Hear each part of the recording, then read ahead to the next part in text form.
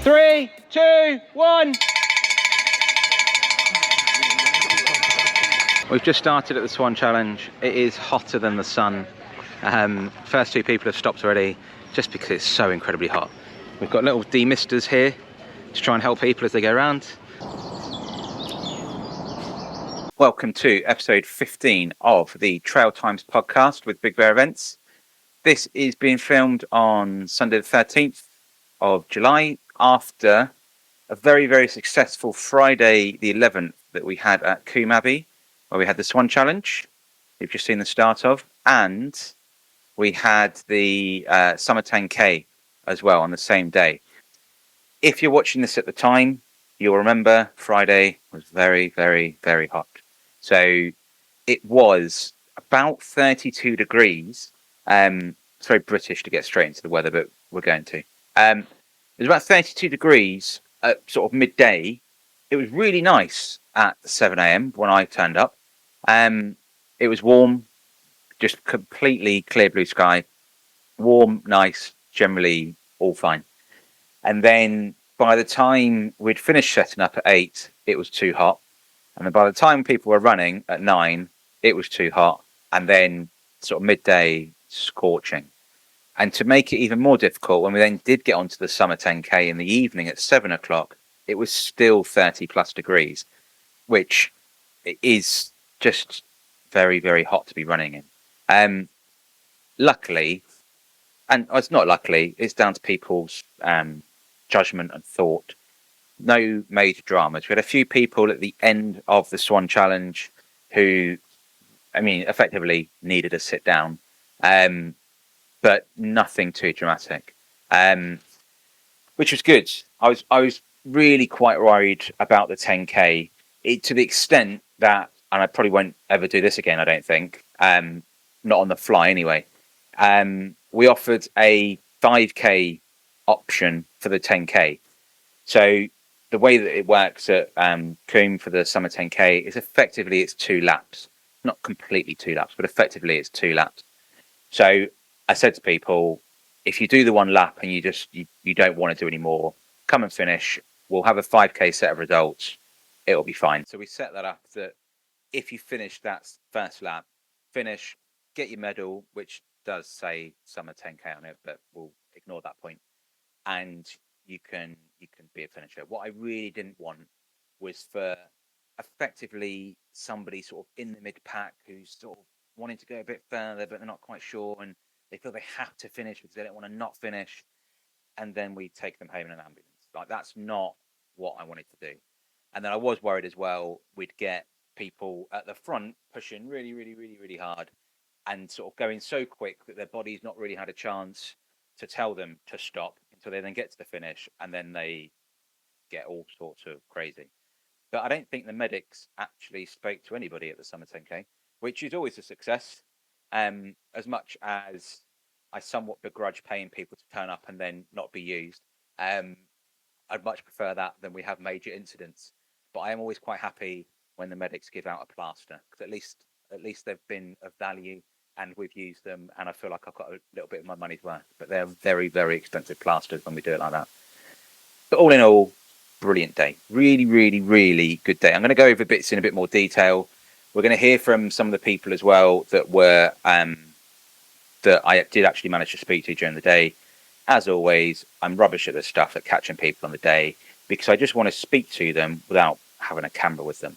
And it has worked well, sort of walking or running with people with the camera and chatting to them, because it's not quite as not intimidating, that's the wrong word, but it's not quite as sort of literally in your face as sticking a camera and saying talk.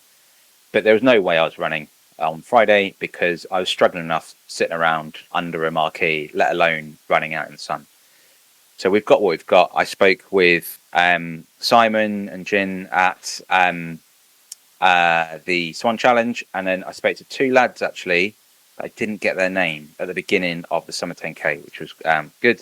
And I saw stuff I'll explain afterwards. So that was really, really good. So I'll go over a little bit of what happened. So like I said, the Swan Challenge we have done that Swan Challenge at Coombe since COVID, I think. So I'm going to say 21, so probably the 4th year of doing the Swan Challenge. Always really, really popular. This year was no exception. So I'd ordered 125 medals, thinking that will be plenty. We had 140 entrants. So when it's numbers like that, the reason I ask people if they're going to take a medal or not, and if they're going to take a tree token instead, is so that I make sure I can have as many people on the start line as want to run. Mainly because I'm a hard, cold businessman. No, it's because I want people to be there. It's a waste of somebody's opportunity to run. It is also a waste of money as well to be making medals and not having people walk away with them. So I somewhat oversell the entries, knowing that people won't turn up, which happens every single time, and knowing that I've got this bunch of people that said that they didn't want to take a medal. What I hadn't counted on, considering it's effectively the hottest day of the year, very, very close, is that everybody apart from one person would turn up. So I'm really, really pleased with myself that I didn't get greedy and didn't sell those extra places that I could have done where I had people on the waiting list. Because if I'd have done that, I'd have not had enough medals for everybody. I think we went home with 3 medals, which I've never had that happen before because everybody turned up. About 20% is sort of standard. For my events, we look at about 10%. So 140 entries, 10%, maybe 14 people, 15 people don't turn up. The fact that the weather's really, really hot and you think, well, maybe I'm not that keen for it now. I was expecting maybe 15, 20 people not turn up and one person didn't turn up. So I can't really explain that one. But it does make me feel a lot better when I was saying to people the day before, no, sorry, we've sold out. There aren't any entries. I got tons of messages. I had, say tons, then I'm going to say like 7 or 8 messages about, oh, I see it's sold out. Can I have an entry? And I said no to all of them really, because I wouldn't have put it as sold out and I wouldn't have stopped selling entries if there wasn't a reason to not sell the entries, because that is money on the table. Effectively, I've got somebody that wants to pay to come to my event and I'm saying no. Well, there's going to be a reason for that. So for the Swan Challenge, it was medals, and for the Summer 10K, we had 35 people on the waiting list, I think, come the end, which is awesome. Shows that people want to come and do it. And with that, the medals, I think I got the maths wrong a little bit, but we had quite a few people not show up for that. Again, less than the numbers showing up was less than I thought it would be. More people turned up on the day. I can't think how to phrase it. But so I went home with some medals, but the other issue with there as well is where we go across the dam wall at Coombe, we go out and back effectively. As you finish your first lap, as you start your second lap, you're going both ways across that wall. There's members of the public there. It could be a car crash, sort of literally, and people end up in the water. So that's not really the vibe that I'm going for. So I don't want to put too many people on that course. Again, because I don't want to be greedy. I'm happy with where we are. I'm happy with the courses. I'm happy with what we can put on.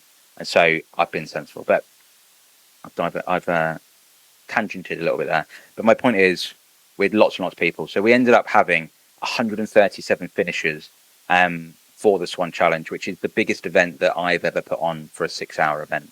Which, when you think it's a Friday and it's people running laps, to get over 100 people to come do that is really good. And I'm really pleased with that. It's been a really, really good first 7 months of the year, 6 months of the year, whatever it's been, where pretty much all but one of the events has got to pretty much 100 runners.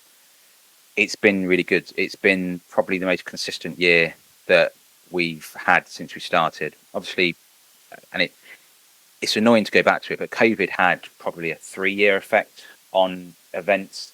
2024 was probably the first year we started getting back to some sort of normality. So it's taken its time, and it's really, really good to be getting away from that.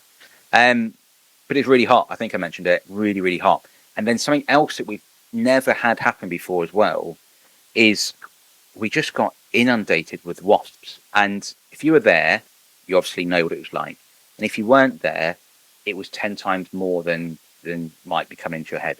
They weren't really bothering the runners because they had a table full of sweets and Coke to go after. And we only had one person get stung, and I don't even think that was at the aid station. They just wouldn't leave. We must have them. I wouldn't be surprised if the guys at Coombe Abbey are told next week that there's a massive, great big nest just behind where we were, or something. There's got to have been a reason. There were so many wasps there. It got to the point where rather than try and get them out of the Coke, we used the Coke as a bit of a decoy, and rather than having it normally with the Coke, we sort of decant it into sort of 2-litre measuring jugs. But rather than do that, we just had to pour it straight out of the actual bottle because the jug was quite literally full of wasps. Absolutely insane. And as much as my parents, who volunteer at all my events, are troopers every time, my dad is the one that sort of looks after the drinks all the time, and he just ploughed through it while just covered in wasps, pretty much. I mean, he wasn't literally covered in them. Everything else was. Didn't get stung, carried on, it was all good. And a lesson from that event as well was that when we get over 120 runners, we need that extra volunteer. We were getting swamped at some points on that aid station just for sheer numbers of people. I think the heat definitely added to it. So we had ice pops, or whatever you want to call them, long ice sort of ice lollies in a plastic bag that you cut the top of. I think they all have different names, but we'll call them ice pops. So I bought 100 and something of those with us. So to sort of get those out, you had to go to the ice box, get them out, cut them, give them out. And so obviously that takes a lot longer than people picking up their own little ramekins of sweets. So I think that probably didn't help. And the fact that we knew we were going to be there all day. So myself, Anne and Dave, my mum, dad, and Mary as well, were there from 7 a.m, 7:30, something like that, all the way through till gone 9 o'clock at night. So I was really keen that they didn't run out of puff, effectively, because I needed the help all day. But yeah, it was pretty intense. So definitely going to get that extra volunteer in when we've got really high numbers to make sure that the runners, as they come through, they get what they want, but it's not a manic day for us, because it's, the volunteering bit's meant to be fun, and I think my parents enjoy it. They've done 120 odd events with me, so hopefully they quite enjoy it. But it's not much fun when you're rushing around, even if you're rushing around doing something you actually enjoy. But a great day. I picked up a few stories that we went through as well. I think what we'll do is we'll hear from G and I'm going to say Simon. I get his name wrong before I introduced the clip, but I cut that bit out. But I've gone and ruined it now by getting his name wrong potentially beforehand. But we'll just cut to them. How are you getting on today? Oh, it's hard, tough out there. Hot. Very hot. How do you normally get on in the heat? Okay, I've done some hot ones recently. Yeah. And it's been okay. But this is very hot. Yeah, and the meadow is particularly bad. Yeah. Hotter than the sun. Well. Yeah. You've been rucking today? I've been rucking. Yeah. So, you rucked at the Woodland Challenge in Rugby as well? Yep, about 6 weeks ago in the rain. Yeah, so you've gone from biblical rain to biblical heat. So absolutely. Locusts next, yeah? I was going to say snow next week. Yeah, snow, locusts, and all the other stuff. Yep. How have you found it today? Tough, really is tough. My legs are getting used to carrying the weight. It's just my shoulders. Shoulders really are killing me now. So do you do much of it sort of like at home, outside of events? Yeah, so I walk the dog. He has a good 4 or 5 mile walk. Okay. And I use it then. So that's out with it for an hour and 15, hour and 20 minutes. So you're doing that every day? 2 or 3 times a week. Yeah.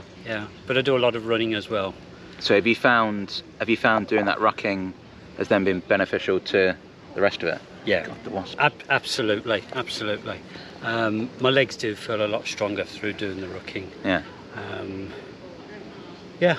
Gold award. Absolutely, second one. Gold award. It's good. You'll have a whole Second backpack full of gold awards.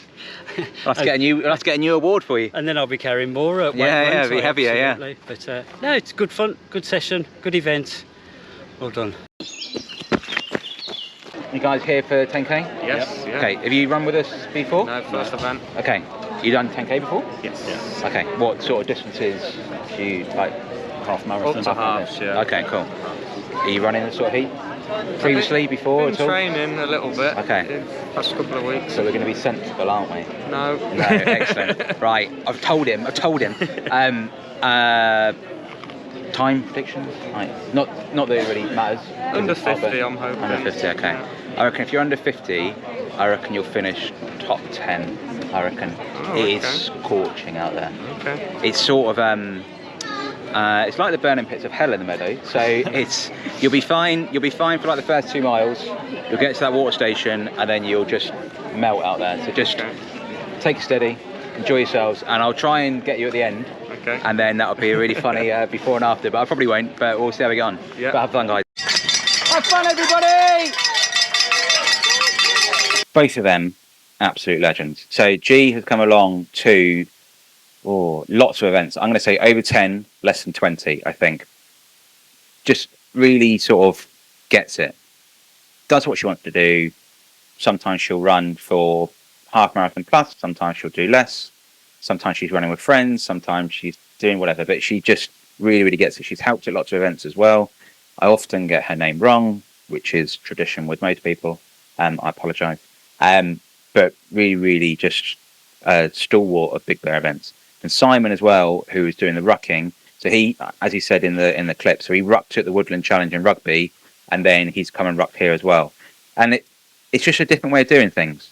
So it's not, I think it fits really nicely into what we do generally, but it's just a different pace of doing stuff. You don't have to be going all out, sort of running, to still get a very good workout. 15 kilos that he was carrying, to pick that up, I mean, I don't want to sound too silly, but for me to pick that up, relatively easy. Put it on your back and sort of walk up and down, again, pretty easy. But to do it over time is it's quite a challenge. And I do a little bit of rucking, and I think I put 10 kilos on my back normally. And again, I sometimes do it on the school run, and you'll start and be like, sort of easy. And then by the time I'm coming back, it's only a mile each way, if that. By the time you're coming back, you're really feeling it. I mean, the main reason I don't do it more often is because I just get incredibly sweaty doing it. So it means that if I get back, my back is completely soaked, so I have to then have a shower. So it sort of doesn't really work. And if you're watching this, you can also see that I get incredibly hot in a small office that we've not had the air conditioning in all day. So I am melting. And I would open all the doors, but my kids are playing, so you don't want to hear that either. But top people. A few other little stories from the Swan Challenge, so I made sure to write some down. Unbelievably, we had people doing their first ever marathons on that day in that heat. As I said to them, every other marathon they do after this will be easier because, fine, Coombe is not hilly at all. It's a beautiful course. You've got old abbey, I'm going to say 13th century, very old, big sort of country house. And then there is mature woodland that you run. The majority of the course is in that mature woodland. Then you come out and you do a lap of the meadow. The meadow is about a mile long, effectively a big square. Really pretty, but when it's hot, you're just completely exposed and you're just getting baked alive.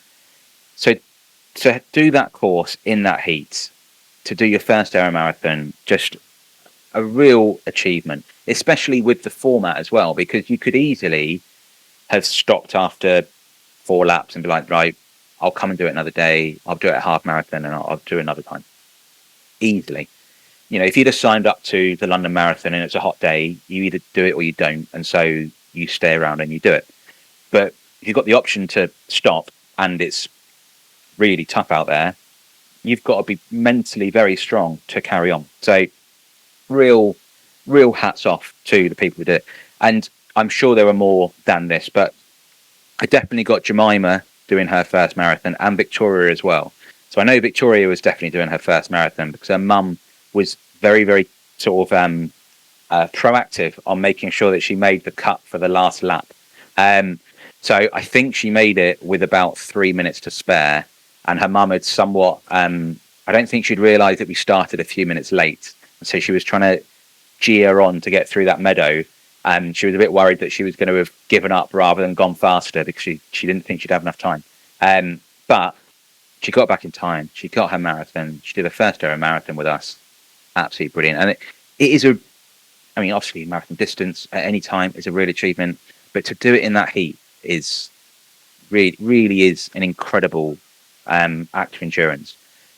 You compare that, or not compare, sorry, but to use it as a barometer, we've got Gary Dixon, who's done over 300 marathons, I think maybe 350 marathons, incredibly experienced marathon runner, and he stopped at a half marathon, which he's never done that at one of my events before, and he just said it's just too hot.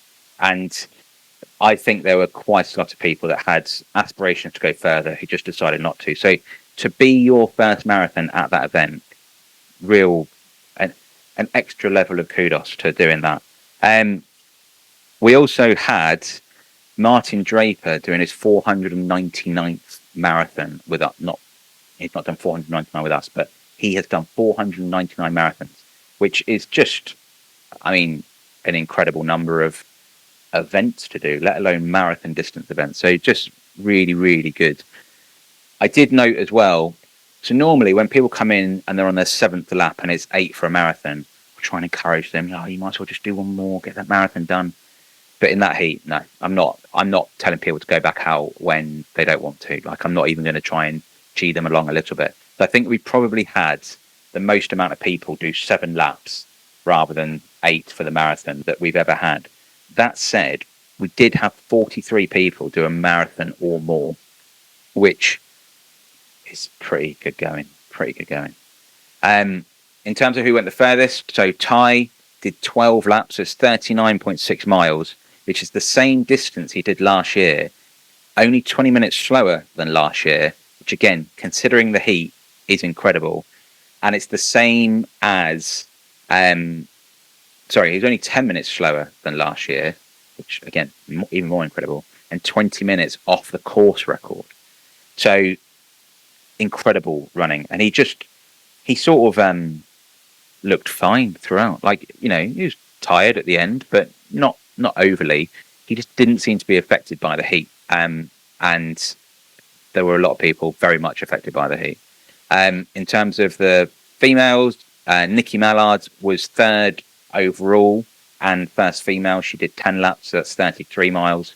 The course record for here is really quite strong, actually. So Kelsey did 12 laps a few years ago. So that is going to be, I reckon, a long-standing record. I don't think that'll get beaten anytime soon. And the only person that was involved in both events was Pip, and she ran in the Swan Challenge and volunteered at the Summer 10K, so she got her double day badge as well. But incredible performances throughout, really, really good.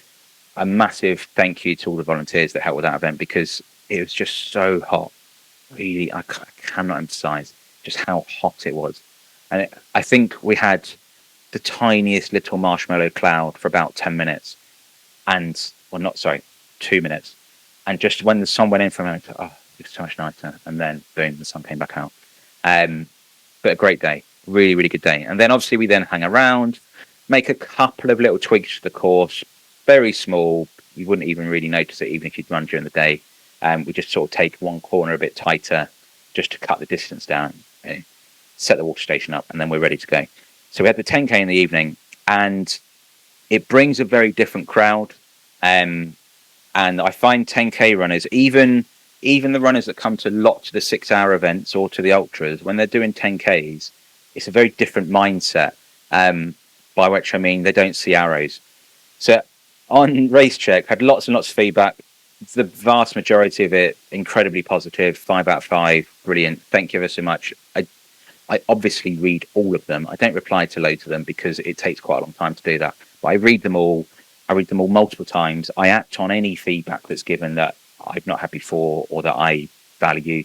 But with the 10K runners, the feedback was bigger arrows, not enough signage, so on and so on. We had the runners during the day running all day. No one mentions it at all. 10K runners turn up and they want great big sort of motorway signage telling them where to go, which isn't going to happen. But I need to think of a way and plan a way to make sure they understand what's going to happen at the time. So I need to work that out a little bit, because it's continual feedback with 10Ks that they want bigger signage, or more signage. And my point always is, we've had 130 odd people running during the day and we didn't have any problems. I know they're running faster, but it's not like they're going from 30 miles an hour to 70 miles an hour. Like, they're not actually, obviously it is faster, but it's not so fast you can't see a sign. So I need to try and work that one out. So it might be that I put strategically bigger signs in somewhere where they need to actually turn. I don't know. I'll work something out. But it is always frustrating. I do, as much as I know that this feedback is always going to be mixed, and I can't be 100% pleasing to everybody, and that's how it is. And the vast majority of feedback is incredibly positive, but it's pretty natural. You only ever focus on the one little bit of negative. It's why social media, if you're a public person or a celebrity or whatever, is so awful, because 10,000 people say something amazing and 2 horrible people say something horrible, and you focus on that. So I don't dwell on it anymore. I've done enough of these events. I think I know what I'm doing. I know enough people like what I do, so I don't dwell on it too much. But it's the comments about the signage. I think I need to do something to work it out, because it's difficult. Because if someone's only ever done parkrun and they're used to seeing a volunteer on every corner, great big A1 signage, or they've only ever done road events where it's all blocked off, you've got to try and bridge that gap a little bit. And so there's an element of education that's needed, and personal responsibility and so on. But then there's also stuff that I need to do to try and help those runners have more fun and to enjoy it and to realise what they're coming to. So navigating in trail running is part of it. And I don't want people getting lost. That isn't what my events are meant to be about. But you do need to actually be looking up and looking for arrows when you get to a corner of some sort, so you know where you're going. But I think there's work for me to do there to try and make it so it's definitely going to be enjoyable for everyone, because that is what I want. I don't want people entering and then thinking, oh, well, that wasn't great, because it's not what I'm here for. In terms of times, Teddy, who I think is new to Big Bear, won in 36:16, which is pretty rapid. I think he said it was about 3 minutes off his PB, but then he said, so I think that's like a road PB. But he beat Dan, who comes to quite a lot of our events, from Daventry Road Runners, who was 37:34. Not many people beat Dan. When they came through at halfway, I saw both of them come through, and Dan was probably 10 seconds off. So I think he was trying to hang on, but Teddy sort of really ran away at that last bit. And then first female is Naomi. It's not quite what the results say, but that was, again, essentially the person that came in who we thought was first has then told me that she didn't do the meadow twice because she got confused by the signage. So that's another thing to work out. But yeah, so she did that in 49:14, which is brilliant. So a great event. A really, really was a good event. And there's loads and loads of stories around the 10K, because there were lots and lots of people doing their first 10Ks, their first events.